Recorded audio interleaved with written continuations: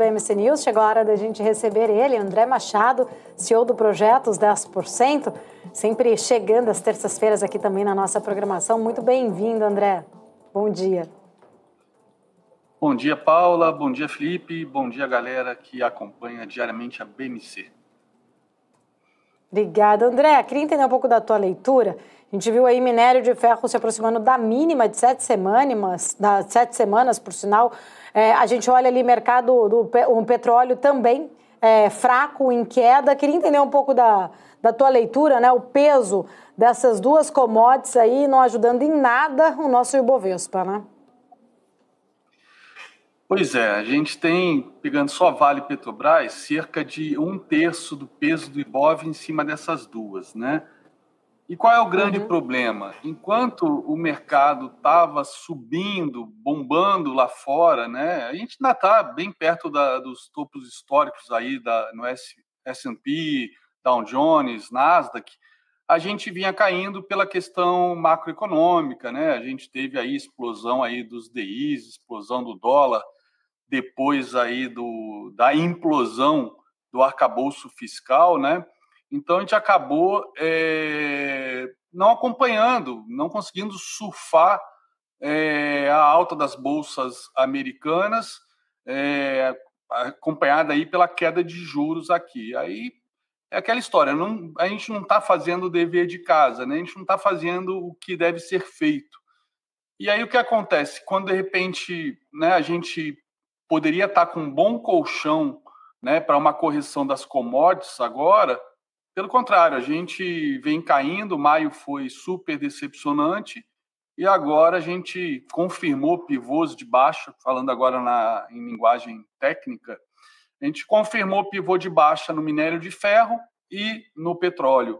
Então, seria aquele cenário de tempestade perfeita, né? Porque se porventura lá passarmos por alguma correção, e eu acredito que essa correção vai vir em breve, né? Os JOLTS que saiu agora abriram 8,1 milhão de vagas, né? Mês passado era 8,5.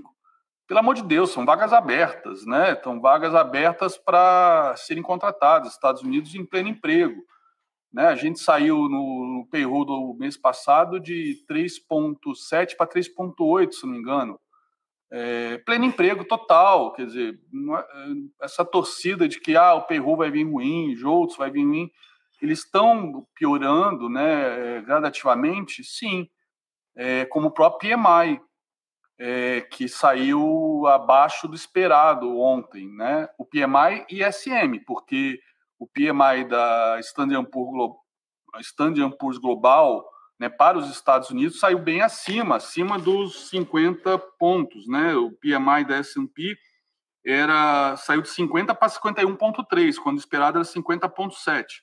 O da SM, que o pessoal olhou mais, então eu acho que estão olhando sempre o lado meio cheio do copo, caiu de 49,2 para 48,7, quanto o consenso era que crescesse para 49,6, ainda assim na zona de retração.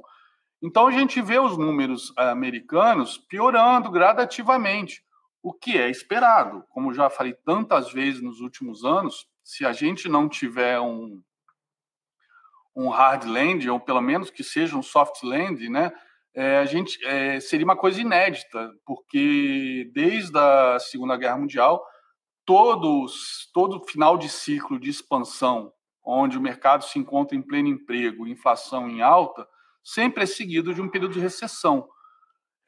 O fato é que não é por conta de alguns números que já estão se deteriorando que o Fed vai sair cortando juros, né? O próprio, eu tenho que ler o nome dele, que o nome dele é complicado, o próprio Neil Kashkari, tudo bem, ele é hawkish, ok, mas ele falou num podcast, né, ok, que foi gravado antes do PC, mas o PC também não veio para ajudar. Ele disse que os juros vão ser mantidos por um longo tempo até obtermos muito mais dados para nos convencer. Mas é um cara só. Eu acredito que essa é a mentalidade de todos do Fed. De todos do Fed. Eu não sei se tem se as apostas estão aumentaram bastante ontem, tem um nível de apostas baixo ainda, mas tem um nível de apostas naquela planilha que computa, né, o avanço aí das expectativas, probabilidades de cortes de juros, tem apostas ainda de 3 cortes de juros, né? Eu acho que, na melhor das hipóteses, a gente vai ter um corte só, e eu acho que, diferentemente de todo mundo, eu acho que não vai ter corte nenhum, tá? Porque não temos dados, a gente está eles estão em pleno emprego. Então, essa frustração com relação aos cortes de juros, isso, se a gente não tiver algum choque que possa vir de fora, né, as tensões lá na Europa, principalmente, estão cada vez maiores. Ontem eu estava vendo um programa europeu, o pessoal entrevistando líderes dos países bálticos que já foram conquistados pela Rússia, pela União Soviética, né, que se libertaram depois de 91, quando acabou a União Soviética, eles falando que não vão esperar a OTAN, porque sabem que são os próximos, né? Então a gente vê houveram soldados franceses e acho que poloneses que estavam no território ucraniano, mas dando treinamento, etc., que foram mortos recentemente. O Putin está completamente encurralado, a OTAN está deixando bem clara que ele não vai ganhar essa guerra, só que ele não pode não ganhar essa guerra. Então a gente sabe qual é a saída, né? Os F-16 entrando em espaço, agora na estratégia ucraniana, entrando para ajudar a Ucrânia a defender seus territórios, os Estados Unidos e a Alemanha liberando a Ucrânia para uso das suas armas, né, para atacar territórios na Rússia, que a Rússia já disse que seria uma linha vermelha inaceitável, né, que levaria ao uso de armas nucleares táticas. Então, gente, a gente tem que parar de sonhar um pouco, né? Como diz o Bassi, batata quente dinheiro não pode ser visto com batata quente na mão, e esperar um cenário mais pró o nosso mercado para voltar a se investir. Para isso, temos aí renda fixa, CDI, temos tantos produtos, né, pagando uma bolada para a gente ficar tomando risco num cenário completamente incerto. Então, muito cuidado com essas apostas, que a Ibov está barato, os gringos saindo pesado. Acho que, no mínimo, a gente tinha que ter um sinal de reversão no Ibov, um pivôzinho de alta no diário, pelo menos, e a recuperação de Petrobras e Vale, que a Vale, deu uma subida legal aí, que a gente até comentou aqui na BMC, acho que 2 meses atrás, pegamos essa subida certinha até o alvo e reverteu agora, porque o minério de ferro reverteu. Então, isso acaba contaminando todos os outros papéis. Vai ter gente fazendo stock picking, procurando papéis, principalmente talvez de consumo interno, né, que os dados do PIB de hoje vieram mostrando que o que deu, além do agro, que veio espetacular mais uma vez, né, 11,1% em relação ao trimestre do ano passado, mesmo trimestre, mas o consumo interno, né, melhorando, renda melhorando da população, então isso pode ajudar, mas, de novo, cuidado também com aquela história de agora é o ano do varejo, que varejo no Brasil e companhia aérea acho que são os setores mais problemáticos, sempre foram, e varejo, para mim, diferentemente da economia americana, né, varejo aqui é uma loucura varejo, né, dá aquelas porradas para cima, mas dá porrada para baixo, porque é muito afetado por taxa de juros, por inadimplência, por falta de crédito, enfim, por fraqueza, né, do consumo, que não é o caso pelo que o PIB mostrou agora, mas que, enfim, muito cuidado, galera, é o que eu posso dizer. E eu queria mostrar para vocês os gráficos da Petrobras e da Vale, que vão confirmar o que eu comentei agora, tá? Então, vamos lá. Petrobras e Vale não. Primeiro eu vou mostrar o minério de ferro e o Brent aqui, né, que é a referência para Petrobras, tá? Ó, a gente estava um pouquinho antes de sair os JOLTS, a gente estava vendo o Brent, né? Isso aqui ele tinha perdido esse segundo alvo um pouquinho antes das 11 horas, um pouquinho antes de sair os JOLTS. Então o JOLTS saiu e o mercado deu essa puxadinha aqui logo na sequência, né?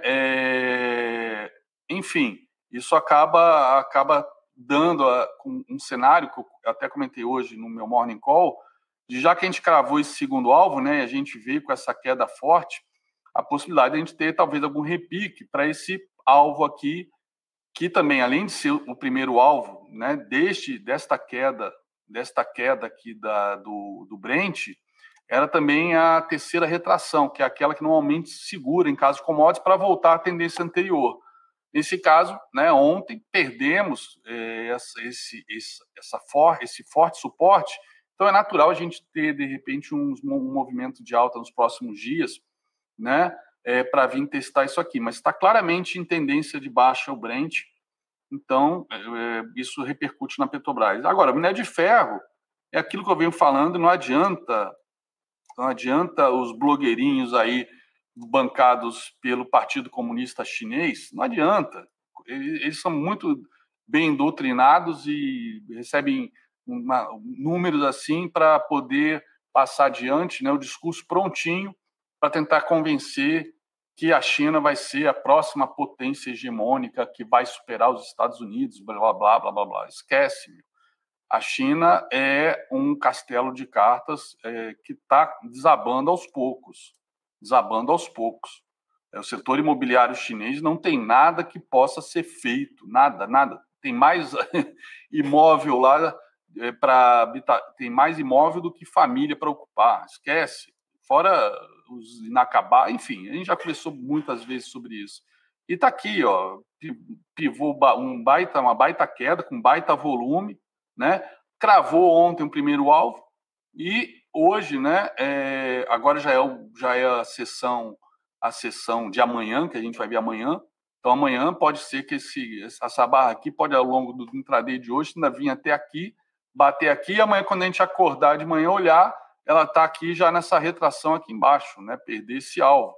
Então a gente pode fazer um pullback aqui no intraday e voltar a cair ainda hoje mesmo, ou então a partir de amanhã. Então, minério de ferro está aqui.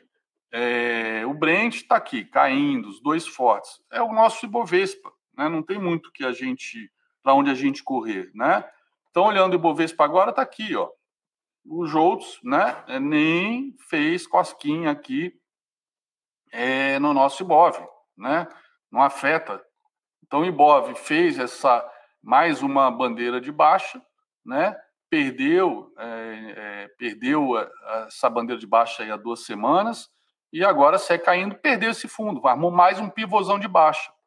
Então, além da terceira retração, né? Terceira retração que a gente tem aqui, o 120, 615, que pode ser um suporte, mas não acredito que vá segurar, porque tem alvos aqui para baixo, eu acredito que esses alvos vão ser atingidos. Então, a gente tem alvo em 119, 475, 117, 0,50 e depois 113, 125. Ah, isso é impossível de acontecer, está muito barato. Gente, 22 anos, ano após ano que a gente ouve essa ladainha de que é impossível, não vai acontecer, etc. A gente está com a inflação desancorada, conforme o boletim Focus mostrou, né?